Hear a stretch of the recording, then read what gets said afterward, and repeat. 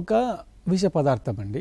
ఏంటంటే ఇది ఒక శిలీంధ్రం, అంటే అస్పర్జిల్లస్ ఫ్లేవస్ అనే శిలీంధ్రం ద్వారా వస్తుంది. ముఖ్యంగా ఏమిటంటే ఇది మనం పంట కోసే 20 రోజుల ముందు నుంచి పంట ఏదైనా బెట్ట గురైనప్పుడు కానీ, లేకపోతే భూమిలో ఉన్నప్పుడు మనం ఏదైనా యంత్రాలు నడిపినప్పుడు ఆ కాయలకు డ్యామేజ్ అయినా కానీ, లేకపోతే ఏదైనా నులి పురుగు ఆ కాయకు తగిలినా కానీ, లేకపోతే కాయలకు ముక్కు అనేది ఉంటుంది, ఆ ముక్కుకి ఏదైనా డ్యామేజ్ అయినప్పుడు కానీ, లేకపోతే ఎక్కువ టెంపరేచర్స్ అంటే మనకు 28 నుంచి 31 డిగ్రీ సెంటీగ్రేడ్ పెరిగినప్పుడు కానీ, ఇవన్నీ అంటే అనుకోకుండా ఇవన్నీ పెరిగినప్పుడు, అది కాకుండా పంట కోసిన తర్వాత కూడా సరిగా ఆరబెట్టకపోవడం వల్ల కానీ, ఎక్కువ రోజులు మనం లేకపోతే తడిగా ఉండడం వల్ల కానీ, లేకపోతే తడిగా ఉండి అలాగే టెంపరేచర్ బాగా పెరిగినప్పుడు కానీ, ఇలాంటి కండిషన్స్లో ఏమవుతుందంటే ఈ శిలీంధ్రం ఉధృతి బాగా పెరిగి మనకు ఒక నీలి రంగు ఒక పొడి లెక్క అది మనకు కాయల మీద గింజల మీద ఏర్పడుతుందండి.